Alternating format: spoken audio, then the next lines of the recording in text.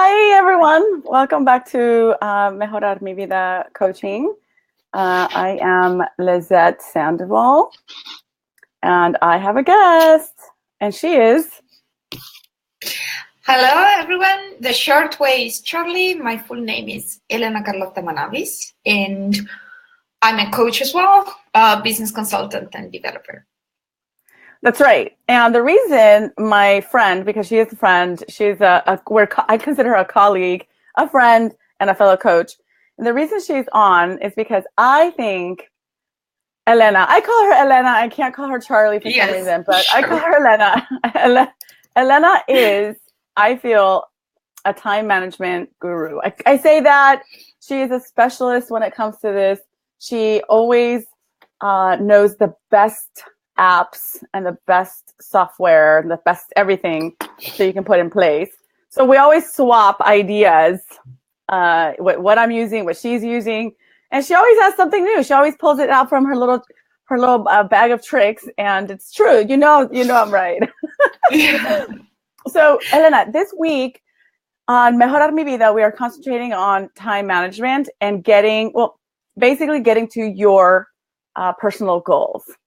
Tell us what your take on this is. Basically, all the time management structure came actually exactly based on goal settings. So not more than 2 years ago, I was the kind of freelancer entrepreneur working about 50 to 70 hours a week. So I honestly had no time schedule. I was sitting in front of the laptop and going on. It would have been the first thing I would do and the last thing I would do during my day. No weekends most of the times.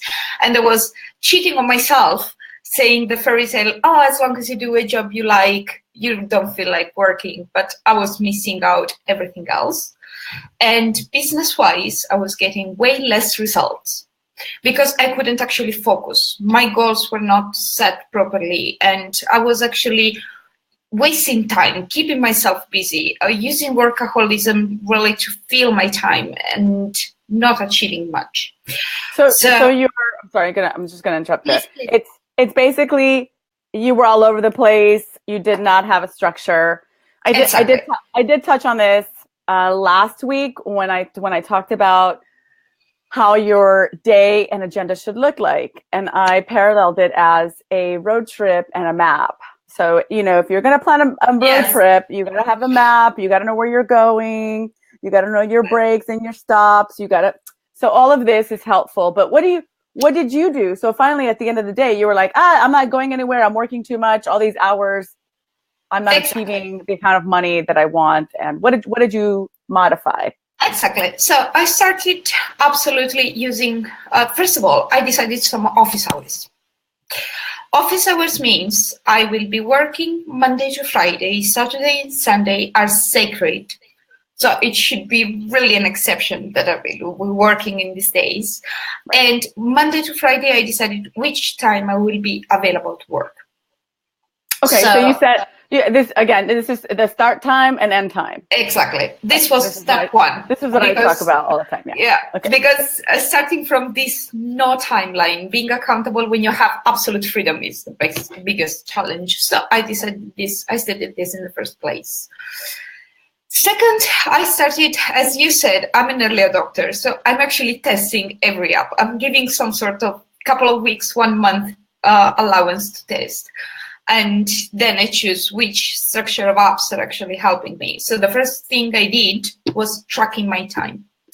To track my time, I was using or tracking time or Toggle. Lately, I'm really finding myself way more comfortable with Toggle. And tracking my time helped me because I was able to understand where I was investing my time and how much of the time I was investing, it was actually giving me something back.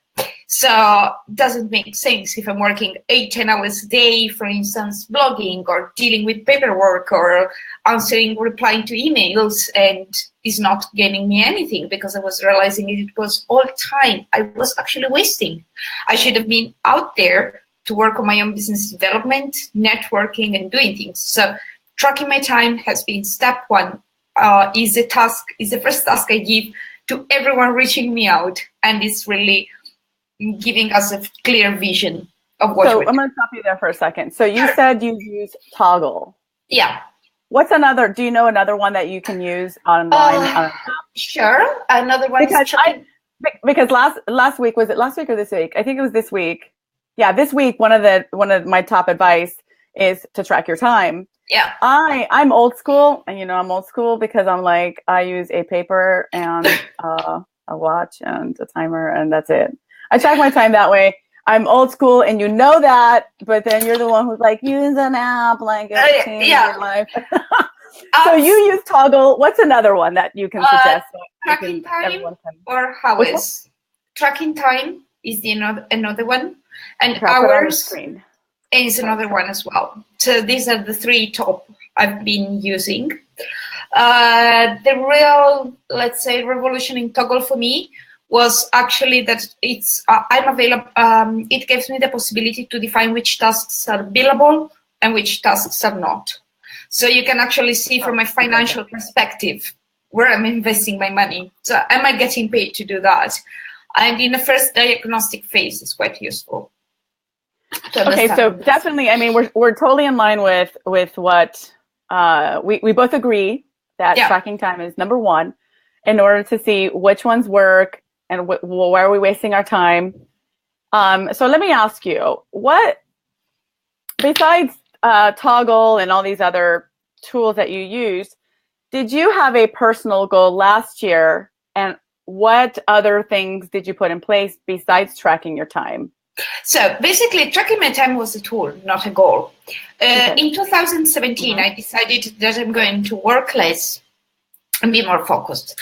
And I set three major goals I wanted to reach using the balance wheel, which is a tool I'm usually using every first days of the year to make a check-in of where I am, because there is this school which I absolutely agree with, that in every section of our life, we apply the same pattern. So being balanced is helping us to achieve a holistic growth. So according to my balance wheel, I set my first three goals, main goals for the year. And myself, my time, my social life, my relatives were actually my priority, because being a workaholic, I've been all the time giving priority to everything else. So what was your big personal goal that you set? I mean, I don't know if we can know, but what was your big personal goal that you were like, oh my God, in 2007, this is what I want for my personal goal, and this is how I'm going to achieve it? Well, my personal goal... I mean, we know that you tracked your time, but what was the big personal goal for you that you're like, I gotta do it? So my personal goal was actually really investing more in personal relationship. So I've been location independent since 4 years. I've been changing 6 countries in the last 4 years that I called home. And I was really all the time giving priority to everyone else except myself and the most loved people, because I was giving for granted everyone is going to be around for a very long time. So at some point, the biggest revolution I got in 2016 was realizing that all this life is passing by. And no matter the numbers in my bank account, no matter the success, I'm wasting time that I can spend with all these people, me included. So all my goals, so my balance wheel or my structure was actually focused on that. Spending time with family and friends. Can we say that? Spending time with family. This was my priority, because I realized that I wasn't implementing my own advices, as we often do as consultants. So I was actually one with my job. Question. So let's compare. So just so people can know, how much time were you spending with friends and family before implementing your, all the strategies, and then how much time do you have now? So how much time did you have before? Let's say with friendship was really tough, because most of the people I care more are around the world. So we actually had a catch up sometimes every 2-3 months, which is incredible. And I was going and visiting my family at maximum of twice a year, even if I was living at 1 hour flight distance. And we were talking mostly based on, let's say, when we were in need to communicate something. So we didn't have this constant relationship. But the worst part was that I wasn't focusing even on myself. So I always had the to-do list excluding me, a hairdresser or a manicure or sleep or read a book that has nothing to do with my job. So I was really setting apart everything else but working. And this was taking me nowhere, honestly. Because even business-wise, of course, I was getting results, but not that good. Because at the end, you start losing focus, as you know very well. And you're tired, you're exhausted, and to accomplish one task, it takes you 4 or 5 times more than if you're happy, if you're satisfied, if you're fulfilled, and if you're in balance. Okay, so again, you didn't answer my question, so I'm going to ask you how much time. So, well, you kind of did. You said you only visited your family twice throughout the year. You kind of really didn't connect with a whole lot of friends, and you definitely didn't have time to read a book or like go to the spa and get your nails done. No, really, I can't even quantify the time. It was so sporadic. So it was like zero. Like it was like zero. Exactly. Okay. And so, how much time did you? By the end of the year, did you succeed? Well, in 2017, which I applied this new technique, of course, I've been spending basically daily time with the people I love most, even if they're here, so we can actually hang out and visit my family more often. I actually took my mom in 2 trips in 2017, one in Barcelona and one in Sofia, where I'm living. I've been talking with them on a daily basis. So definitely a lot more time. Yeah. And how much time are you spending reading books? I mean, give me, I don't know if you can quantify, but if you could, that'd be great. No, I can perfectly quantify. So when I started again reading books for the pleasure of reading, I set myself a very good habit. So whatever I want to do, I will dedicate 40 minutes a day. So I started imposing myself 40 minutes a day just to read a book. And averagely, I read 2 to 3 books a month. So 30 minutes? You said 30? 40. Yeah. 40 minutes a day. Yeah. Of course, some books were bigger, some books were smaller. So let's say a couple of books a month at least. So I managed to have 24 books at the end of the year that I read that had nothing to do with my study time and improvement time. Okay, so you used the 3 that we talked about to track your time. You used the toggle to track your time. Diagnosis. And then you said, okay, when you realize that, okay, this is where my money's at, this is the work that I have to do, and then this other work here that you said, oh, this isn't really bringing me any money, it's kind of there. What did you do with this, and how did you decide that? Well, the tool I use and I love is a Eisenhower matrix. So Eisenhower organized this very simple scheme where you can analyze your tasks, your decisions, every topic of your life based on some simple questions, like things I'm good at and I like to do, things I'm not good at and I'm not like to do. And once you diagnose and you put everything you have to do or you want to do in this matrix, you have the action. So you can do something now, postpone it, delegate it, or abandon it. So is this, I mean, I know the Eisenhower matrix, and this is what I used for years with Stephen Covey. I think he uses the matrix there. And I think it's the urgent, not urgent, important, and not important, right? The matrix.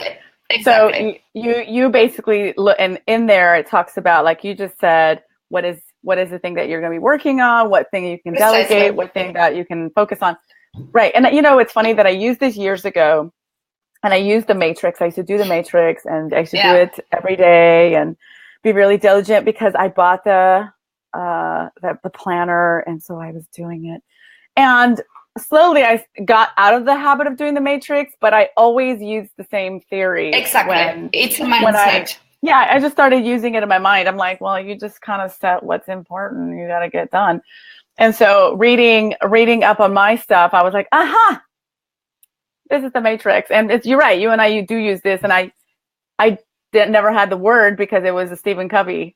It was a Stephen Covey planner with the matrix in it. Okay, good. So you use this to decide. Yes. what things you were going to let go of. Absolutely. And how did you, I mean, I want to know, how did you broke up with, because there are some things that people can't let go of. They say, no, I can't give that to that person, or I don't want to spend the money to hire that assistant, because, I mean, there's some things that you can delegate, yeah? Sure. There are some things you can delegate, and there are definitely a lot of things you should let go. So when you step from being efficient to be effective, which is this big shift, is really understanding, okay, I've monitored my time. I know which action are going to bring me something back.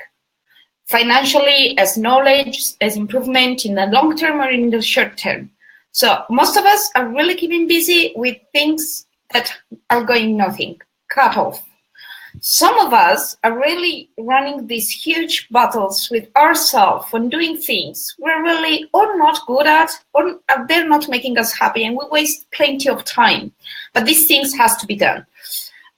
So I know that it's really tough to start investing in someone, especially for freelancers, especially in a startup mode, especially when you're trying to kick off something. But honestly, since I hired my virtual assistant, first we hired it with Step Up Labs project, which we launched last year.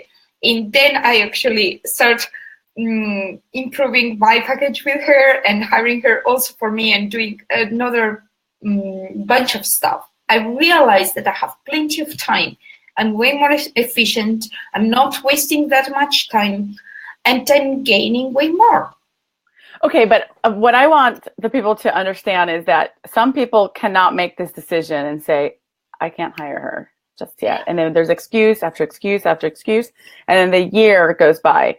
So what made you decide, I have to hire her? Because why? But it's quite easily define how much your time worth and try to learn the difference between an expense and an investment. So I know that all the tasks she's facing right now are all the tasks draining my time. And honestly, I'm wasting my time. And I know that I deserve to earn more per hour. So I'm like, no matter how much I'm going to pay her, this is going to be a return investment. Yeah. Right. So you have to really just tell yourself, am I worth this $200, $300, $400 euro investment, so yes, I can free up more space for me to do my personal projects, read 40 minutes a day, find more clients, or whatever it is that you're going to do. Absolutely. Yeah, this is a great question. I love that question because it's so true. Asking those questions, whether it's worth it or not. But again, just to recap, it's tracking your time, doing the Eisenhower matrix, deciding what is important, what can be delegated, what is not important, and what can totally wait. What is your top tip for people that are busybodies? You know, some people always finding things to do, especially if they work from home, and there's always chatter. I was one of them, so I know it very well. So, do you have an app for that? I want to know. Yes, we do. So the app for that is actually building a dynamic to-do list. I use Todoist and Wunderlist. So these are the two main to-do list apps that are easy synchronizable with your Gmail, your project management platform, and everything you use. Why Did I spell that right? To do it? Yes, it's perfect. Why am I advising to use this app? Because if I wake up in the morning and I think what I want to do, it's so many ideas. It's like some sort of storm of thoughts, and I will waste a lot of time to set things in order. Plus, this overwhelming, stressful feeling, and everything is really kicking us off. It's different if we actually take our to-do list program and set small tasks or a series of tasks that are not really taking us more than 1 hour. So try to build our daily routine with the so-called Swiss cheese model, being sure that we have more breaks than busy hours so that we have time to actually recover, to face anything unexpected, to actually recover, do anything that we didn't plan, and having just a list of tasks. So some days I have something like 15 tasks, but most tasks are like send this email, make this phone. That sounds. Okay. No. Am I here? Yeah. Okay. You're here. I thought I lost you. So it's. I know it sounds ridiculous, but it's not, because things we keep procrastinating are a bunch of little things. So and how do you tackle the small things again? You put them in the to-doist and then you tackle them in an hour. Precisely. So every Sunday night, I'm actually redistributing all the tasks besides the meeting. I use Acuity Calendar for my meetings, so it's automatically synchronized with my Google Calendars, and I know exactly how to administrate my time. I have an overview of my week, so I insert all the tasks according on how full, how empty is that day, and I start my to-do list. So I will wake up in the morning. I'm not thinking about my next day tasks from the day before, because they're already written down in a to-do list. So there's no risk I'm gonna forget about them. So let me ask you, because I always want to know how people build habits, because I know how to build a habit and I know how to insert it, but I always am interested to see how other people do it, and it always comes up to be the same. But I'm curious to know, because you did not get all these things were new to you. You had to learn that you had to look at your to-do-list or your wonder list. You had to prepare and practice doing the Eisenhower matrix. Sure. So how did you, because a lot of people, when they wake up in the morning, they do say, oh, what am I going to do today? And instead you say, oh, I'm going to have coffee and then I'll look at my to-do list. Exactly. And when did you stop asking that question? What do I have to do? Did you start because you saw your agenda the night before? Or what is it? Yeah. Actually, it took me over a month to step out of this stress from the day before waking up. No, I started really chopping off big chunks of time just for me. So when I built a new morning routine, I'm going to wake up in the morning very early. I'm going to have breakfast. I'm having my time just to listen to the radio news without any interference. I'm not opening my email. I'm not checking social media most of the times, and I'm replying only to friends. And because you know when your start time is. Yes, precisely. Right. And only when half an hour before my start time is the time I will sit in front of my laptop, check my to-do list. And then I will start my working day. It was tough. In the first month, it was really tough. I still had this natural call of go and check emails before going to sleep or first thing in the morning. But I can assure that when you start seeing the difference on your daily lifestyle, it's really so big that you're like, yeah, why I haven't been doing this before? So my days start becoming longer and longer since I started delegating. Basically, currently, I'm working an average of 15 to maximum 20 hours a week. Really very busiest week. In 2017, I reached the 20 hours. I'm following 6 projects. I have a wonderful team working with me, an amazing co-founder, my assistant. So I actually built such a structure that allowed me to take 3 long holidays. I've never been on holiday until last year for more than a weekend. And I took a 10 days, a 1 month, and a 3 weeks one. So you've done a lot of changes in the last year. Yes. And you practiced what you preached. Yeah, actually, yes. But the thing that is really more interesting is that it worked so well that I actually went way over 100 per what I've done the previous year, financially.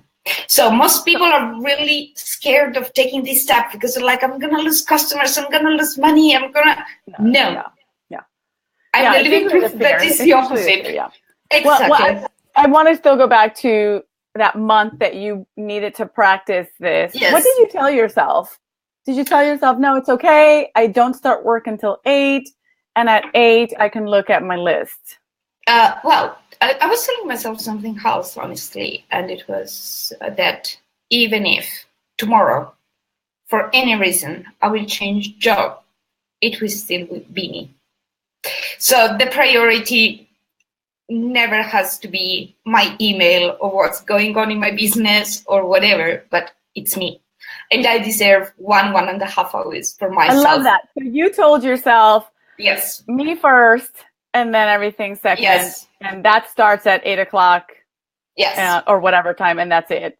Absolutely. It's kind of like, me first. What do I want? I want coffee. I want to read a book. I want to chill out until 8 o'clock in the morning, and then I put the work hat on or whatever. I was honestly saying it even at a higher level, saying if tomorrow for any reason I will change job, it will still be me.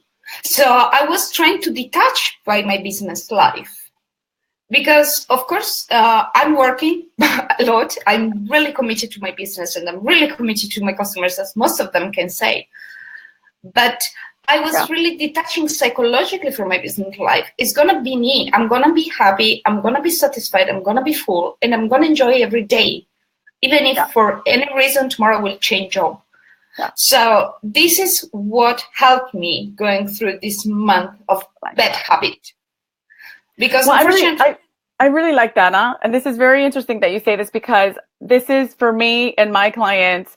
I mean, because I think we are in line with what we both do. We are speaking the same language, but this is the one that I work on. You know, yes, absolutely. That little bridge there to say, I just can't do it. It's like, oh no, yes, you can. Let's find the right language so you can start to look at that beautiful app or that Wunderlist or the Todoist or the Toggle or whatever.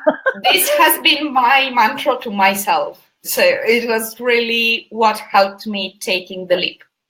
So I want to ask, so I've already asked about all the other apps, but if there's anything else you can squeeze in for anyone that's listening and they say, okay, I want to start implementing everything else. So it's, let me go through it. It's the tracking your time, Toggle. Yes. That's the one that you used. The balance wheel. Yes. And that balance wheel, can you post that somewhere? You can send it to me. And I can put it on. Actually, send it to me, and I'll put it on my blog, and people can access the wheel. Absolutely. They can find you. And the Eisenhower matrix. Yes. Todoist or Wunderlist. Any other little things that we can use? Well, first of all, I'm using a series of other apps to actually keep my workflow going and managing projects and customers, because I'm currently following 6 customers actively. Plus, I have teams, and we're all location independent, and I'm working with people basically on 4 continents out of 5. Currently, I don't have anyone in Africa. That's it. Okay. So to manage which one? I use mostly for team management and team task management Asana, which is quite complete because I can actually upload files, follow the workflow, giving tasks, and interact with my teams. I use Trello to build the project management. So every idea or everything starting new, we just use a Trello board that for project management. Yes, in project management. I use mainly these 2 tools. Plus, I use for all my documents, of course, the shared documents, I mainly use Google Doc and Google Drive, which is easy and allows me a fast sharing. But for everything I'm writing and I'm working on, I'm a premium member in Evernote.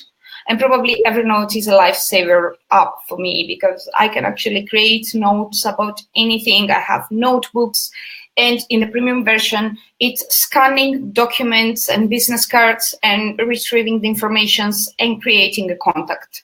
So it's saved me. So for you, Evernote is basically your archives, personal project, everything for you that you kind of put away. Precisely. Asana for the teams. Let's say it's the most extensive way. I use, of course, Acuity Calendar, having customers all over the world and partners all over the world, which is calendar booking. working on the local time zone. So I'm setting my office hours, but my customer is going to see the hours they can use. So there is no such kind of, I thought it was my 3, but it's your 3. No, it's very, it's things. And something really important is that I start using last month, actually, Zapier. I do know, I was gonna, before we left today, I was gonna mention that I like Zapier. Yeah, Zapier really allows you to automatize a lot of processes. So for instance, I have Toggle, which is connected to my Google Calendar. So for instance, I'm already tracking this task right now as we're talking without even a click. I have Evernote, which is connected to my Google Calendar. So it's creating me a note for every meeting. And with a click, I'm just taking notes about the meeting, and it's going already in a notebook with the briefs and meetings. I've been synchronizing most of my apps. So I'm really sparing a lot of time, because I know that all these apps have this kind of overwhelming feeling, like, where am I supposed to find all this time? You don't have to. That one, that Zapier was introduced to me a long time ago, and I love it. I love that thing. What's it? I think I was going to ask you another one, but I forgot. It doesn't matter. I think we got a lot of little tools. I was definitely going to add Zapier on there. I'm going to add a few because I use also Slack for team communication. Sure. So it will be outside of that, and anybody that wants to do that. But in terms of time management, I think we covered most of the apps and tools that I think you and I both use. I actually use another one that I forget to talk about, and it was introduced to me by a friend, and it's the Passion Planner. And Passion Planner for me, I'm old school, you know that, Elena. I'm old school. It's a hardbound calendar. And that's why I have my as well. It's hardbound, but it works. It just works for me. And so I use my Passion Planner, and it's been really, really nice because it's reminded me of what I used to do and how I used to do it. So then I could use all the other little gadgets to track and manage my time. So what is your goal for 2008 in terms of personal in 2008? Well, honestly, in 2017, I overdid most of my goals unexpectedly. Besides being in several moments of, let's say, storm, I still overdid most of my goals. So mainly... So, are you going to start dancing? Are you going to take a dance class, a cooking class? Come on. I have this habit of giving a password to every year. So last year was actually, the password was me and the people I love most. So all my focus was around that. And I will adapt my business to my lifestyle and not the opposite. And I overdid it. This year password for me is growth. Growth doesn't mean just financial or just business. Growth means even as a person. Growth means study. Growth means really starts from inside, going outside, having more experiences, participating to more conferences, spending more time with people that actually have something to teach me, having more conversations with strangers. So to me, it's quite a complex I like that goal. You know what? You know what's mine? One of my buzzwords too? I didn't know that. I don't know. I think we're twins, honey. Yeah, probably, yes. We're having a parallel life. We never talked about that. I got that word from the Cyber Ground, which is another friend of mine, and she is wonderful. And that's her word too. And so I got to give a shout out to Cyber Ground, because if anybody knows who she is so great. She teaches you about Facebook. And that's her word too. So let's just spread the love and tell everyone that should be their word for the year, growth. And I hope that with these little videos, everyone can grow and practice so they can get to their personal goals this year. Elena, Charlie, thank you so much for coming on today. what I will do on my website, on my mini blog, I will put a recap of today and all the links of all these things that we talked about and all those little nuggets that you normally use for yourself and for your clients. And people can check that out. And just to make sure people know where they have to go, I will put it here. And it's Mejorar Mi Vida, in which it is in Spanish because, hi, I'm in Spain, so it must be that. Anyways, okay, so we will continue having our coffees together. Yeah. And it's a good Friday. It's a good Friday morning talk. Thank you, lady. And you. I know I'll see you again next week. I'll see everyone on Monday because on Monday I am kicking off February's talk on making friends and connection, and maybe we can have you back on in February. Great. Okay, everyone. Have a great day. Thank you. Bye.